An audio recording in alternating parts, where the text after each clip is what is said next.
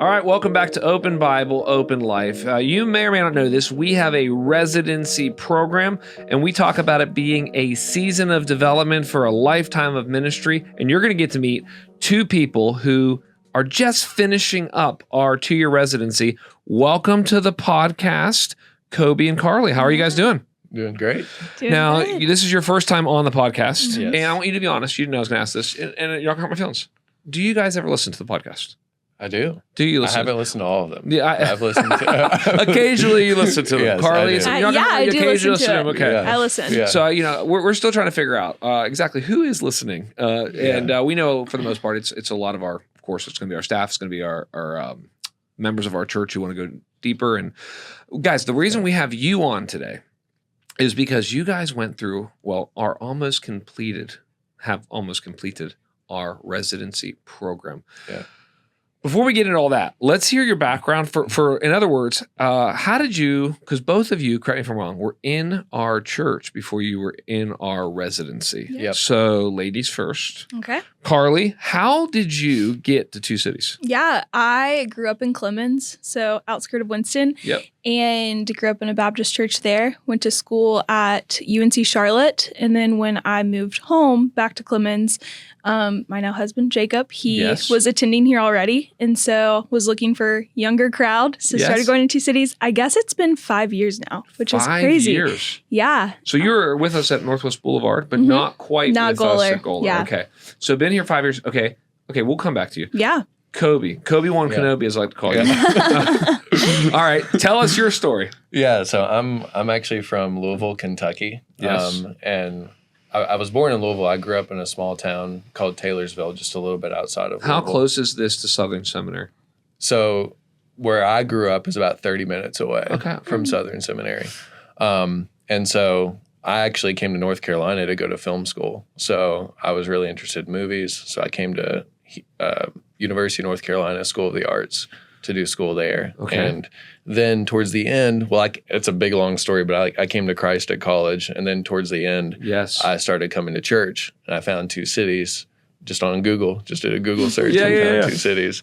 And then I heard about the residency, and it was right when I was starting to realize, I don't think I want to do film. I think I want to do like full-time ministry. And so I heard about the residency program, and I was this is the open door. How did your parents respond to that? Hey, I went to this specialized school, UNC School of the Arts. I've always wanted to do film. All of a sudden, I don't want to do film. How did your parents take that? If you talk about that for a minute. It was a tough conversation. I mean, ultimately, they were like really understanding and like they were like, obviously, this seems to be what God is doing in your life. But at first, there was that sense of like, are you sure? I get it. It's like it was almost at the very end. And who did you look up to in film? Were you like Christopher Nolan? I was like Stanley Kubrick. What did you like about him? I just loved like the atmosphere of his movies. The Shining was like one of my favorite movies ever. Hey, we're here to get to know you guys. Yeah. Okay, so then we have this residency program. Okay, and just I know you guys know this, but for our listeners, the residency we've now had, I don't even know for sure, 5 years maybe. 4, 5, 6 years, 5 years. But we started it because we wanted to have a pipeline and pathway to invest in the next generation of church leaders, ministry leaders, missionaries, church planters. At first, we had 2 people. Nathan Milson, who we ended up hiring, and Thomas, who ended up becoming a youth pastor at a different church. All was great. And then we started to get these larger classes, okay? Yeah. And we started to recruit a little bit more. We've gone to Liberty, but still the vast majority of people like you guys are people in our church who decide to come and do our residency. What was it about our residency? We can go in any order here. What was it about our residency that you were attracted to? You're like, this would be something I'd be interested in. Yeah, I can start. I felt the call to ministry in college through doing ministry with Young Life, but I didn't know exactly what that looked like. And so when I moved home, worked at a coffee shop and... The coffee mill? Yep, coffee mill. And loved that, but still felt the call to ministry. And my good friend Elise Smith was going through the residency. I remember this, working with students. Yeah, and so just through like knowing her, talking to her and seeing like all that she was involved with, it just felt like the right next step to see what could the Lord be calling me into. Yeah, that's good. Yeah. So, I mean, I just, as I would say, a fairly new Christian, like I just loved theology. Yes. I just loved learning about the Bible. And second, I had started to, use my time at School of the Arts for evangelism primarily. And so I had this love for theology and also wanting like the interpersonal relationship with people where I could lead them to Christ. And I mean, the residency just like totally fits both of those areas. Like I can learn theology for 2 years and do it in a context where I can do ministry. It's just like a no-brainer. And let's start to pick apart the residency. So like, okay, we may not go in a perfect order here, but like the first thing is like you come on, you go, okay, I want to do this residency. What does that application process like look like for you guys? Can you give me some details? So do you reach out to Shelby? Do you reach out to Pastor Stephen? What is the process like once you say, hey, I'm interested? What happens next? It was 2 years ago, so that's Can you remember any of it? Thinking. I know that I submitted an application. And I can't remember if I talked to Shelby or Steven first. Okay. But I remember when I applied to do comms, and Shelby called me and she convinced me to do assimilations instead because she said it just felt like that would be a better route for me just based off of my application, the questions I'd answered.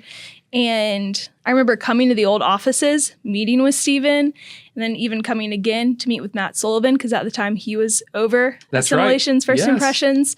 And I got the call one day that they would love to, I was in, and all I had to do was say yes. So that's what I remember. Yeah. Were you deeply connected to our church? Because you kind of said, hey, I started to come around. I'm a new believer. I Googled the church and find it. I mean, how involved are you in our church when you hear about, like when you decided to do the residency? Well, I'm not a member at that point. Yeah. So I'm coming to the college ministry. And so I'm like interacting with college students. I went to Black Mountain Weekend. Okay. And from there, actually, Johnson Waterer, who did an apologetics course there, he started meeting with me and became a mentor to me. And he pointed me to the residency. And you both love theology. So we did. Well. Cool. So he pointed me to the residency after we were meeting for a while. And he was just realizing like that it seemed like God was calling me to ministry. He was like, go look at the residency program. Yeah. And so then it was like meeting with Stephen. I remember having a meeting with him, and then it started being like just waiting on phone calls. Like I got a phone call from Shelby one day. Actually, I was wanting to go into the communications part of the residency because I was coming out of film school, and I knew there was like also like video stuff. Did you guys know you both wanted to go into comms? Look at that here. Oh, I don't even think I realized that. But then as I was telling them like what I wanted like the discipleship aspect and everything. And that's when Shelby told me like, actually, I think college ministry fits way more what you're describing. And it was totally right. Like, well, we do try to personalize it. And the other thing is, and you guys know this better than I do, I would say like a quarter of the residents end up transitioning their ministry focus, which we'll get into. They end up transitioning their ministry focus after year one or halfway through the first year. They're like, I actually am passionate more about missions than I am about college, or I actually work better with high school students than I do with college students. And there's a flexibility to it. Yeah. Okay, so one of the things that can sometimes scare people about the residency, and I feel fine talking about this because I spent 5 years of my life as a married man, as a single guy, as a married guy, and married with a kid. I raised support. Because I did college ministry for 5 years. That was support raised. Was that a barrier for you guys when you find out, here's the residency, we can tell you all the good things. Hey, you're going to, hey, for 2 years, you're going to be on, with our staff. And for 2 years, you're going to get your master's, which we'll talk about. And you're going to get, to do all this ministry and all this other stuff. But then there is but you have to raise your support. Was that a barrier to entry for you guys? And talk to us about your support raising process. I would say it wasn't a barrier because I grew up in youth groups, so I was very used to asking people for money. And if you're thinking Young Life. With Young Life, like if I went that route, I knew same thing, support raising. But I just remember asking people for money for mission trips, for camps. And I was like, that'll be easy. But then I got to it and it was a little harder than I thought it would be. And it took me a while. But I got to just really depend on the Lord and see his faithfulness and just like see cool connections from supporters that I would have never thought to ask. And so it was just like, yes, it was scary and intimidating, but got to see the Lord move in really cool ways. Yes, that's right. Yeah, it was one of those things where it was like, I know this is just going to be really hard. I'd never done anything like support raising before, so it was totally new for me, all the way out of my comfort zone. And I could see it. I mean, And so it was, I guess you could say it felt like a barrier in that sense, but it was also, I felt that God's like directing my life was so clear at that time that it was like, if he's doing all this and arranging all these things, that's got to be something that he's going to figure out. It's such a confirmation when people come alongside and go, Kobe, I see that. Oh, I see God's calling your life. Man, I'm so excited. You're going to go to UNC School of the Arts maybe and reach the people where you came from. Here's X amount of money a month. It's like, and then honestly, as someone who did that for 5 years, it is so unbelievably developmental. I'm like, that was when I look back at all the things I did in college ministry, I'm like, raising money, even though it wasn't what I was excited about. And certainly my parents were not excited about that. But I'm like, it taught me how to talk about money. It taught me how guts, make the phone call, have the face-to-face, follow up, ask the question. And do you know anyone else who would be interested? Ask for, and then, I find myself now, whatever it is, 15 years later, I'm talking to people about money all the time. And it's actually easier for me to do this on stage to a lot of people than it is to do an individual when I'm sitting in their dining room. So well done, guys. All right. So you come on, you get in, you raise your money. You kind of told that story. You talk to Shelby and Steve and you find out what track you're going to be in. Okay. Tell us a little bit about the theological education you guys received. Because one of the neat things is, neat's kind of a shallow word, but one of the meaningful things, awesome things is that because we have the great Pastor Stephen, who we all love, and because he has his PhD and our connections with Southeastern, it's really amazing. We're able to get an entire master's in Christian ministry in our church. I mean, yes, we can travel, yes, we can do some things, but it can mostly be focused right out of our church, with the main professor being Dr. Stephen Lorenz. So what was your theological education, formation, training like over these last 2 years? What was that like? What are the rhythms, the schedules? And are you excited to soon have your master's? Yeah, I can start. I think just the absolute best thing about it is the fact that it's in the local church context, that it's happening. Like, it's not just, and I think that's exactly what God knew that I needed, because like my temptation was just, I was at School of the Arts. I wasn't in any local church for like the first part of being a Christian. And it was literally just like me and my Bible, and that's it. And that's probably what I would prefer in a lot of ways. But God knew that this was better. And it absolutely was, like getting to learn things in the context of community, not just, and it's so like, just the way Stephen like leads us and teaches us, it's very just like centering on the gospel over and over and over again. That's good. And seeing it from different angles. And it's like the things that matter the most and seeing how we can apply them. It's like you get out of a class and then immediately you're doing whatever you need to do for your ministry context. So it's like you don't get to keep it to yourself, whatever you're learning. You bring it to other people and you have every opportunity to do that. So that was awesome. Carlie, what are the rhythms? I mean, is it? I should know the schedule better than I do, but isn't it Tuesdays? Yeah, so Tuesday mornings we would have class time with Stephen and Shelby. She would teach a little portion too. Great. And that was just like, we started off the mornings in prayer and devotion. So each resident would take turns leading us in prayer and devotion. And then we'd go into class time and we would have readings that we did outside of class. Stephen would dive in more. We would obviously just be flipping through the Bible constantly, and he would just be giving his nuggets and talking about the books more. And then outside of that, we were given Tuesday afternoons to work on our assignments because we had a lot of readings, and we also did papers. So, and then this past year, we had some exams we had to take, which was new. But that's just because through Southeastern, we, like in the hybrid course, had professors that we would watch on a video. So we would take that time to watch like their lectures and then do assignments for them, whether it was quizzes, tests, papers, just like kind of embed that in your daily schedule. So for you guys, because we'll get into what you actually did with your ministry lanes and your supervisor and all that ministry areas. But all Tuesday, every Tuesday was completely a seminary day, right? Yeah. You had no other, and that's a lot of responsibility. But you guys had no other responsibility. Show up, pray, be taught, maybe take some exams, do some other readings. How much time, it might be different on each person. So you have your Tuesday. How much time outside of that did you guys have to spend on your theological education over these 2 years? Are you having to work a lot in the mornings and nights on it? Is it taking up your weekends? Or are you able to get a lot of it done in that one day?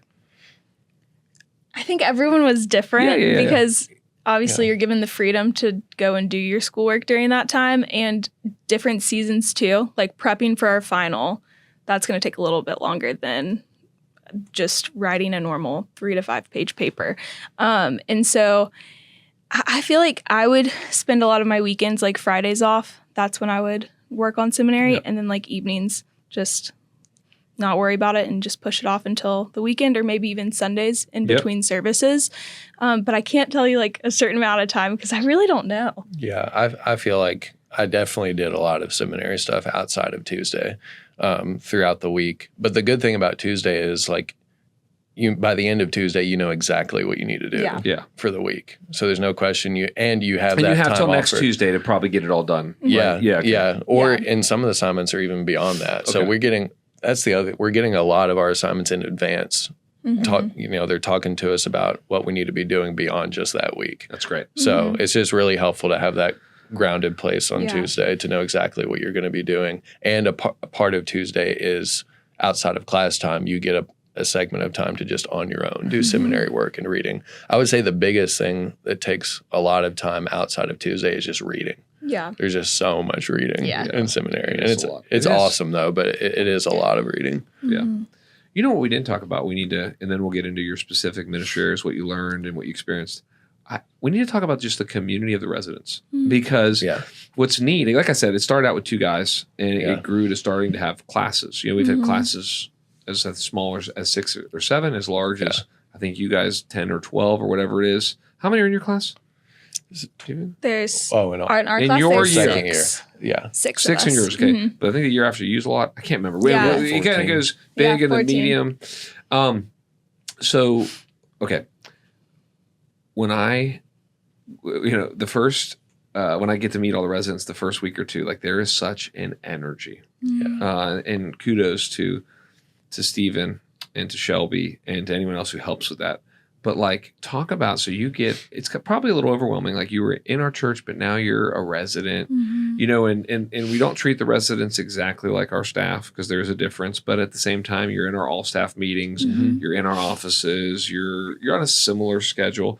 But you guys have like at least a week, if not 2 weeks of like full, like fun orientation. Yeah. I mean, this year, the residents, I think it was this year, they all end up at my house and they're cold plunging and they're, you know what I mean? It's just like, and they had just been like at the farm doing and so there's a lot of like deep community that's being built here. Yeah. Talk about like what that's like. Cause you guys talked about theological education community, which is super important. The Bible was meant to be studied in community, but talk about like, what is the relationships like among the residents? It's really funny. It's just like, those first 2 weeks just really helped. Like we went to Carowinds and that was just like a bonding experience. Oh, of course. I think like was it the first day where we did like a scavenger? Yeah, scavenger hunt. Something like that. And we got put in teams and it's just like, you're just thrown into it. And there's just so many funny things like relationships and everything. It was like at the beginning, thinking back to our first year, it's just a bunch of people who had a group chat before starting the residency, but we didn't know each other. Yeah. Yes. Yeah. And some people were still moving to Winston. So it was just like, we're all scattered. And then there's 2 weeks where we're together literally 24/7. I know. And long days, but then fun activities like the Carowinds trip where we're all just like forced to be friends, but it was easy and it was fun. So there's like just so much laughter and joy. Yeah. And it's really sweet. It really is sweet. Yeah. And it's we don't need to get to the specific numbers, but it's a good mixture of pretty like half guys, half girls. And then but Carlie, there's not that many married women in the residency. What's it been like to go through the residency married? Yeah. I mean, at first, I think it was a challenge because both Jacob and I were going into such a new season where he had just become a state trooper and I entered into this. It was just like, here you go. But it was sweet because Cappy, who is also a second year with us, she's married as well. So it was cool to like go walk alongside her through that. But one thing I've loved about Steven is he will bring Jacob into anything. And it's just really sweet to like, we always talk about the residency as a family. Like we refer to each other as family a lot. And for like us to be residents, but then to like bring Jacob in is really sweet. But definitely had to figure out how to balance things well, like outside of work with seminary, and just like with our schedules. And it has been hard, but it's been really sweet just to like see him get embedded into the residency, even though he's not a resident. Yes. So how about you? So you're more of the classic resident. What I mean by that is not that I'm saying hey, less of our our residents are married is what I'm talking about. Yeah, no, I get it. I would say, the average resident is going to be 1 or 2 years out of college, usually still single. Mm-hmm. Often this is their first full-time job. Yeah. What's it been like? That's your story. What's it been like to have working, it's residency, so you're also learning. It's a lot of different things. Yeah. But what's it been like to have your first job be this residency?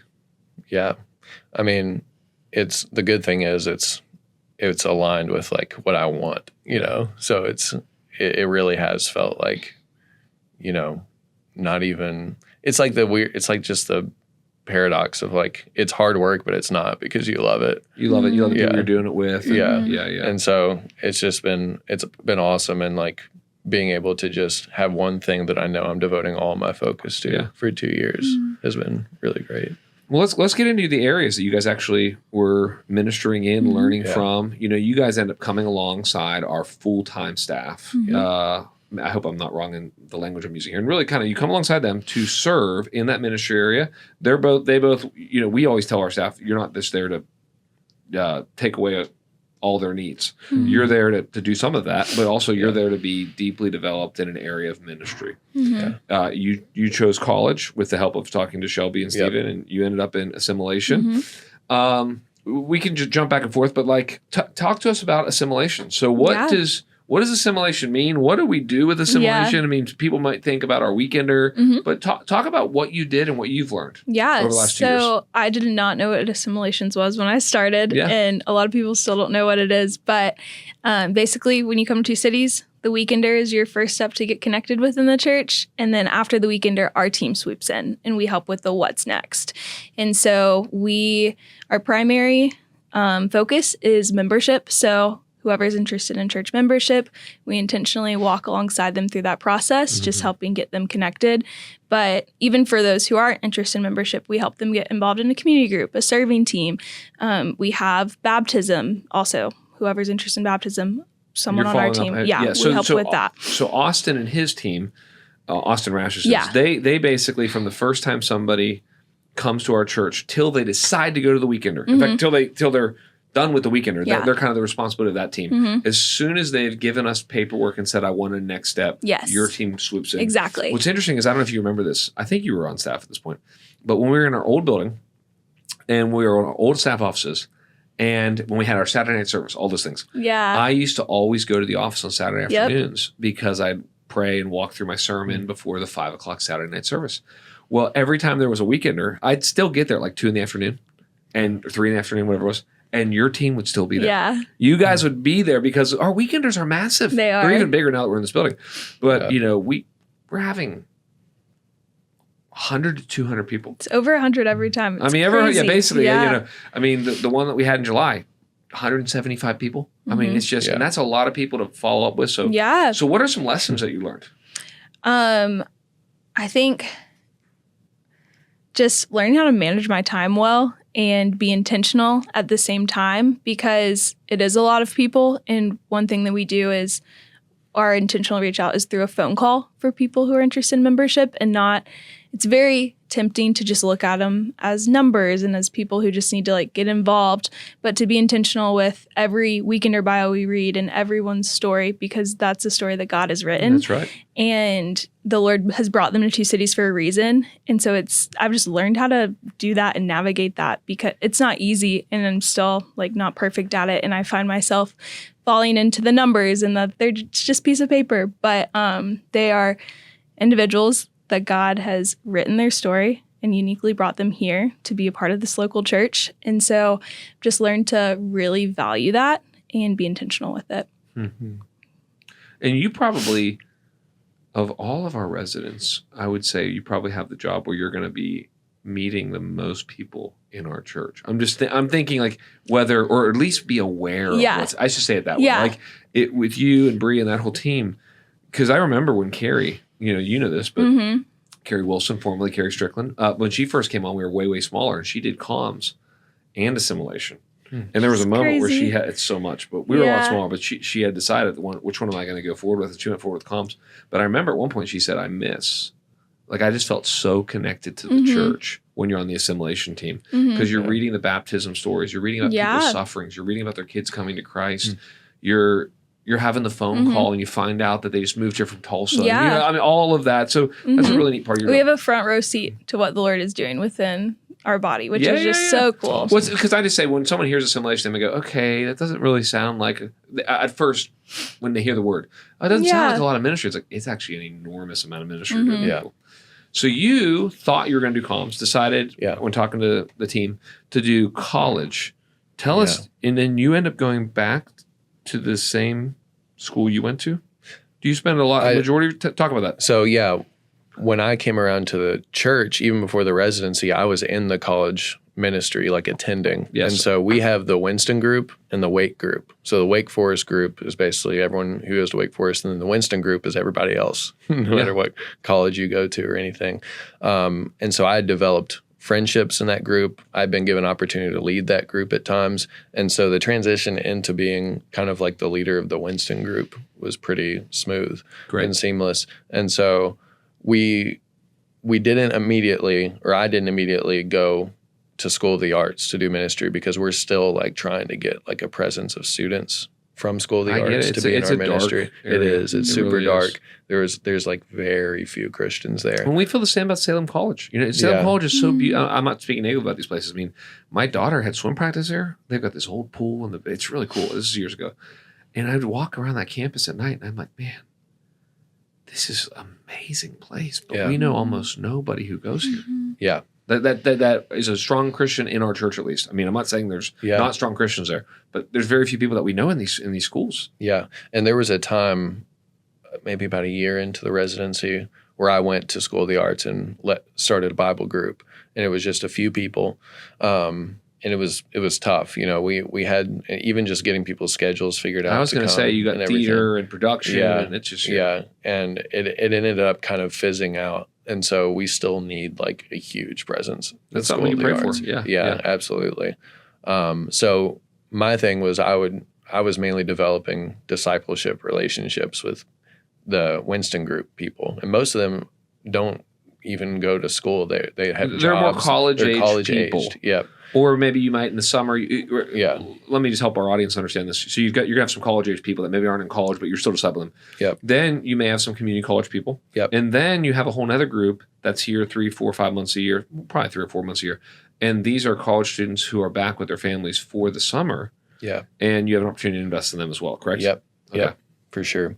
So, and those are the people that I mostly interact with. And that just looks like a lot of, going to coffee shops and just like reading the Bible with students, praying with them, accountability, and just living life with them. Yeah. And it's just awesome, like how many people, sometimes people will just come looking for it, and like asking for it. People, like young people, college age people are hungry to have somebody disciple them. 100%. And it's just been cool to just see the fruit of just like spending time with people and seeing them change. And some people that like, it's crazy. Some people will come around and they're like, hey, I'm a Christian, I want to get involved. And then you spend time with them, discipling them, and later on you realize actually they weren't, and they came to faith. That's right. The experience of being discipled. And it's just awesome. I've gotten to see so much life change.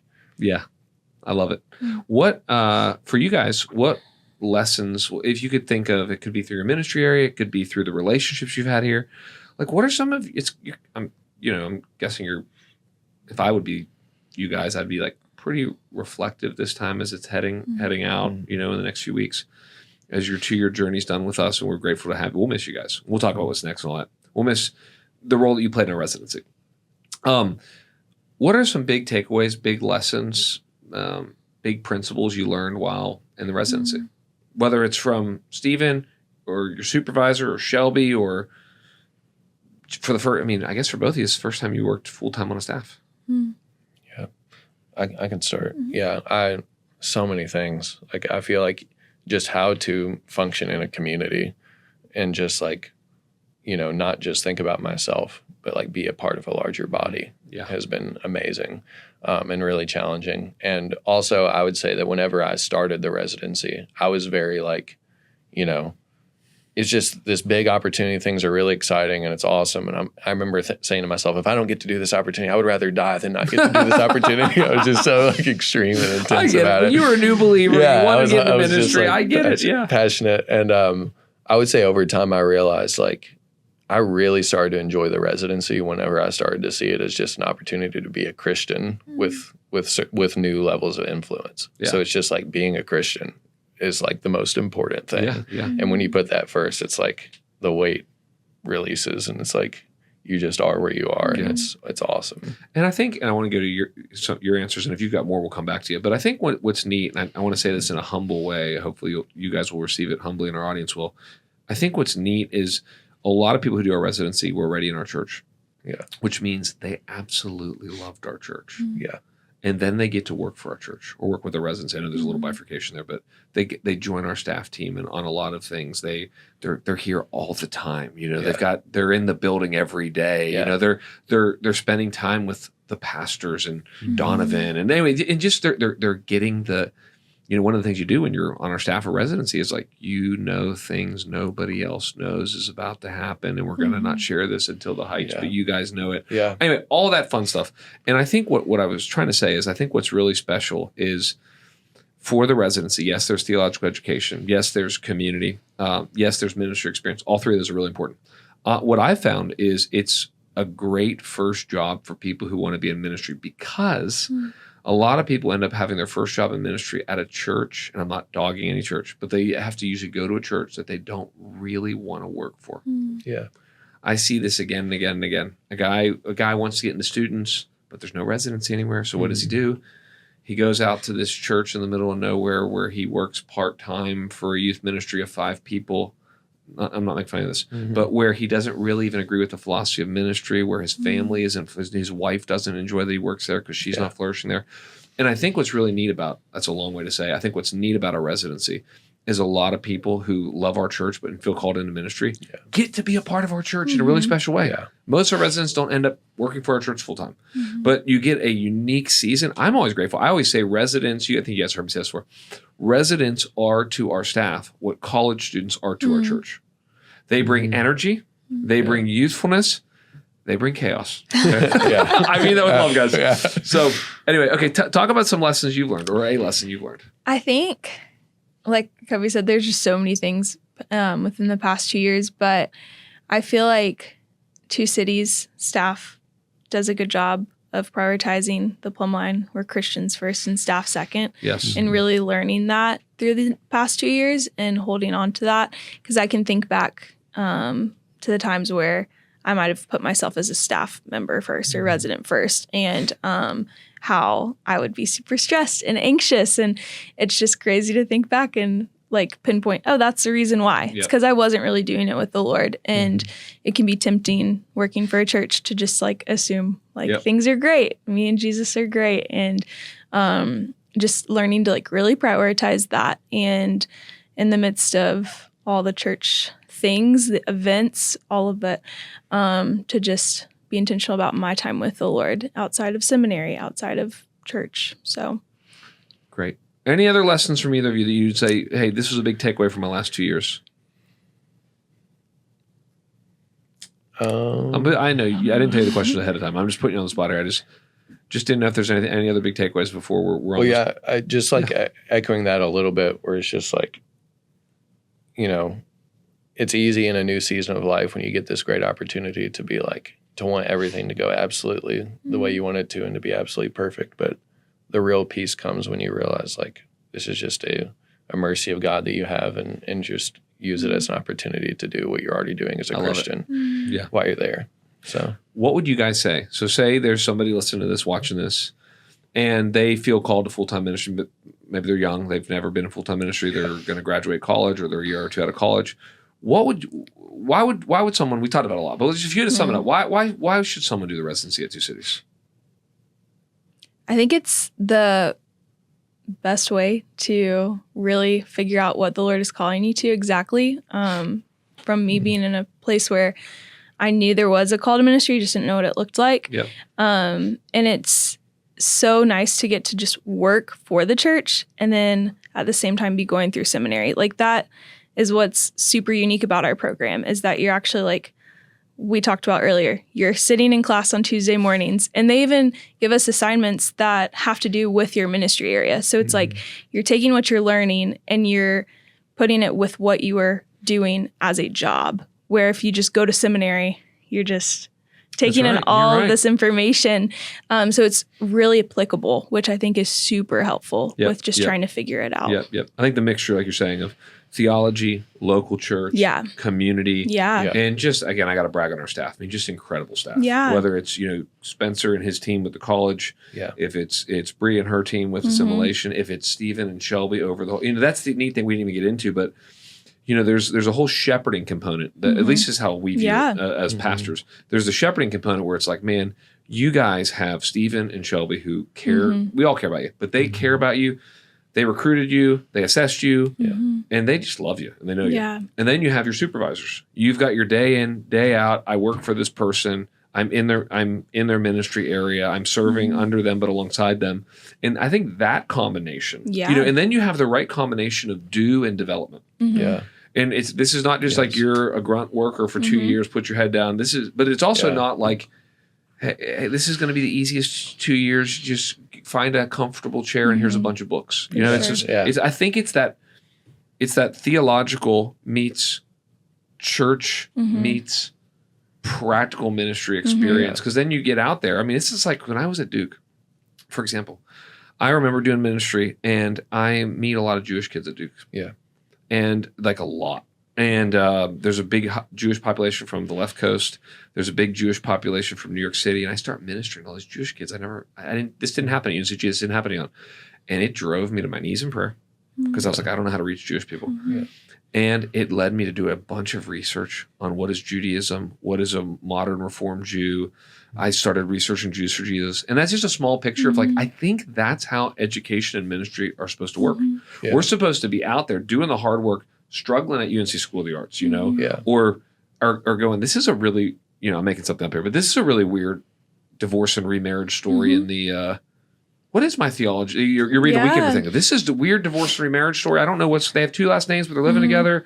And then you're like, okay, what does the Bible say about this? Let me talk to Pastor Stephen or Shelby about this. And I think that is, that's what makes it real. You don't get bored and you don't start having goofy conversations about end times theology because you have nothing else to talk about. Like the classic, that's like the classic seminary guy. He and his 3 friends, all of whom don't talk to anybody else, are having these internal debates in their dorm, because they're not living in the real world. And so I think all of that coming together is really important. I feel like being trained, I felt like I was being trained as a whole person. Like not mind, just, heart, and soul. Yes, and like we say, like, what would you give? What would you say to somebody who's thinking about doing this? I would say,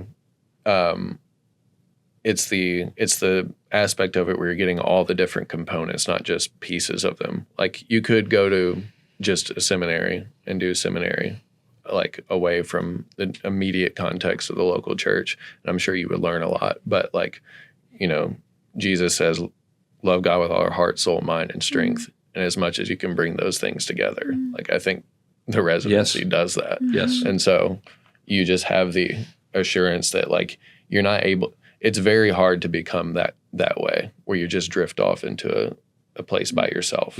And it's very hard to also fall into the other extremes and weaknesses. It's just like the residency just pulls together like all the different threads at once. So very, very holistic. It'll be interesting for me in the years to come. I'd love to, like, if we could teleport into the future 15 years from now and almost have this conversation then and go, man, I wonder how much the residency formed you.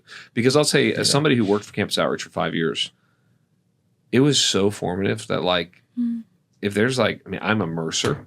Like I was raised in my parents' home. Like there's a couple things. It's like, and I'm campus. The reason we have DNA groups, I'm not saying it's all me. I'm saying I didn't come up with all this. But the reason I pushed for it early on is I had such an experience with small discipleship relationships, same gender, that, I'm just trying to say, I think that this residency is going to, and you're already saying it, I think it's going to deeply affect the people in it. You're going to go, man, what a sweet season. Whether you end up in full-time ministry long-term, somewhere else, even a different philosophy of ministry long-term, I think people are going to go, this was and hopefully, my hope is that you guys, we're trying to be genuine, authentic here, but hopefully you get to see behind the scenes and you're like, you know what, we're trying. Yep. Yes, we have to have policy and systems and we are an organization and all these other things. But hopefully when you get on our residency, you're like, yeah, this is the church I loved. And now I just get to work for it. Yeah. Here's where we'll end. What's next for you guys and how can we be praying for you? So you're, I think next week I'm having lunch with you guys. Is that right?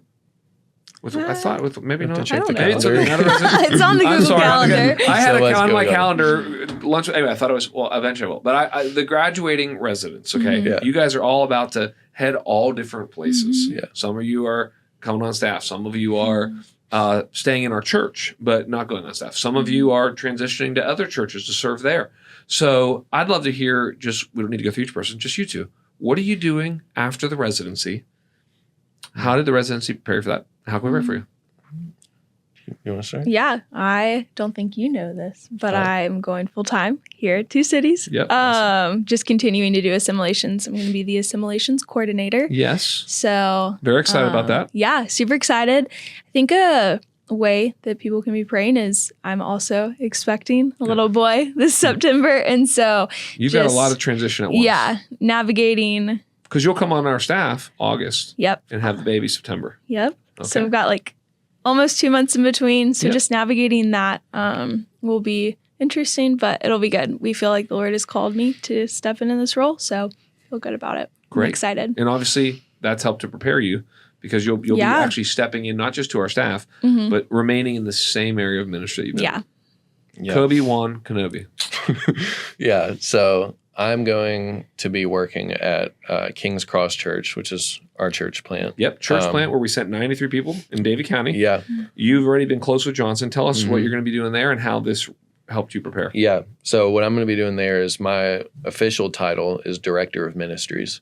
So I'm basically going to be getting all the different ministry areas off the ground. Everything's new. So it's we're just figuring out, are we going to have a college ministry and just all these different ministry areas. So, this has prepared me in the sense of, I've gotten experience in ministry. So having that, but it's also, and the theological training, all that's going to be helpful, but it's also going to be a challenge in the sense of what I'm doing right now there is student ministry. And I don't have any experience in student ministry, but I can already see how what I was doing with college group and community group and sermon guided discussion or just that kind of group setting. That's basically what I'm doing with students. 100%. So it's similar stuff. It's just the level of responsibility does increase a bit, and so that's can be kind of give me some anxiousness and everything. Yeah. So just prayers for that I would be able to handle and steward those responsibilities well. Yeah. And I think you know this, but your title, that title, and I know it's a little different philosophy ministry over there, but you know that was the title that we hired Pastor Caleb under. Yeah. When he first started, he was the director of ministries. He was over assimilation. He was over, let's see if I can remember him, over our students, over our community groups. And I'm forgetting maybe one of the other ones. So he had to learn in all these areas. I think, and this may be where we'll end, I think one of the things when you're talking and you're saying, well, I'm doing this, but now I got to do this, this, and this. I think, and I hope you hear this humbly too, I think one of the things a residency does, to steal a phrase from one of my friends, is it makes you church smart.